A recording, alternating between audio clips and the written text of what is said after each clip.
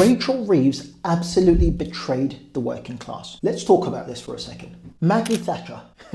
Margaret Thatcher in the 80s introduced the right to buy scheme. The right to buy scheme was a way for the working class to equalize, to level up the playing field. This was typically a group of people that couldn't buy property, couldn't get on a ladder, couldn't build wealth, completely reliant on the system, the government, forever. Margaret Thatcher steps in. She says, hey, we're going to empower you. Either way, we know it was for votes and to win favor, but we are going to empower you. You can own a home. And we all know what home ownership does.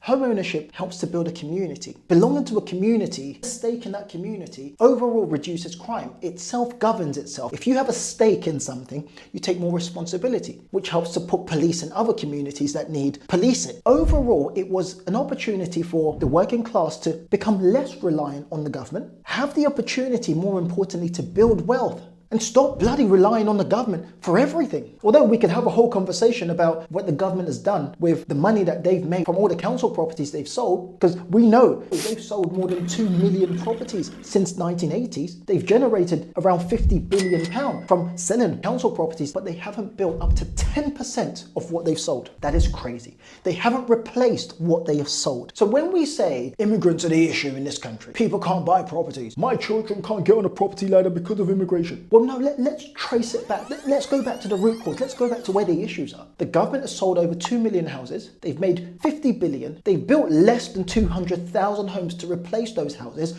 Of course, we're going to have a bloody shortage. Yes, of course, don't get me wrong. Yeah, of course, influx of people coming into the country. But the truth is, we're going to have a shortage regardless. Because where is the £50 billion that's been generated? Why has that not gone to housing? Why is the equivalent of what's been sold not been built? Now, this is where Rachel Reeves did the working class dirty, because I want to explain how home ownership empowers communities, but more importantly, it was supposed to be the great leveler, the great equalizer. At one stage, people could get a discount over £100,000. Let's go with this example. If you wanted to buy a property that was worth £300,000, the government, your council could give you £100,000 discount. So you would buy a £300,000 property for £200,000. That was incredible. And in some cases, you didn't have to pay stamp duty. You didn't have to pay any fees because everything was consolidated in that £100,000. So you could buy your property and not have to put down any money. Remember, if we're talking about the working class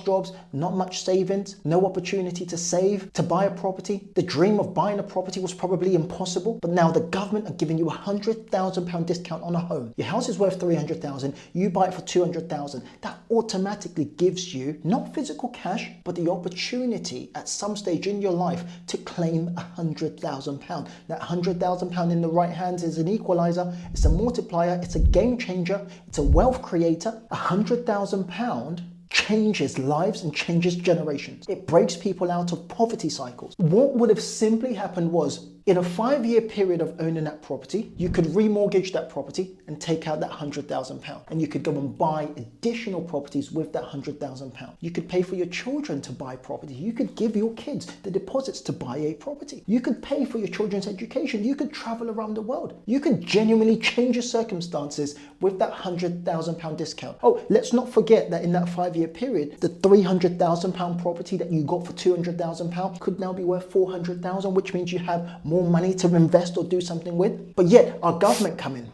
Labour come in.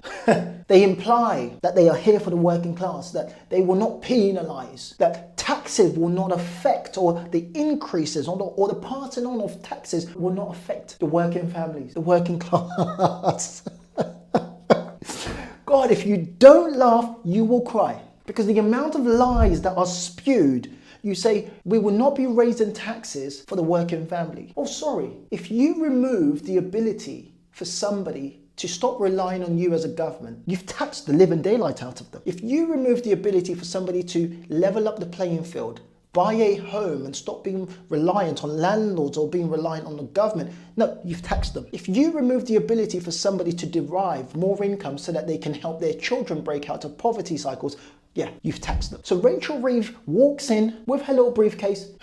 We're still questioning whether or not she's qualified for this job, but that's another video. She walks in, she says, well, we will be reducing this £100,000 right to buy discount to £16,000. Now, look, £16,000 does absolutely nothing. Now, of course, some people will be grateful, but it does nothing for what the £100,000 had the potential to do. A £16,000 discount literally makes it unattractive for someone to buy their ex-council property. At £16,000 discount, that £16,000 can be generated in many other forms, but can £100,000? Does that £16,000 make it enticing for somebody to say, I'm going to buy this house? What does that do for the affordability criteria? What does that do for the deposits? A £16,000 does not help towards the deposit. £100,000 does. So in my opinion, a government that suggests that they are about helping the working class, yet right under our noses, they are stealing from the working class. Now, many people believe that right to buy should be abolished. We can talk about that in another video. But I think typically people that believe help to buy should be abolished,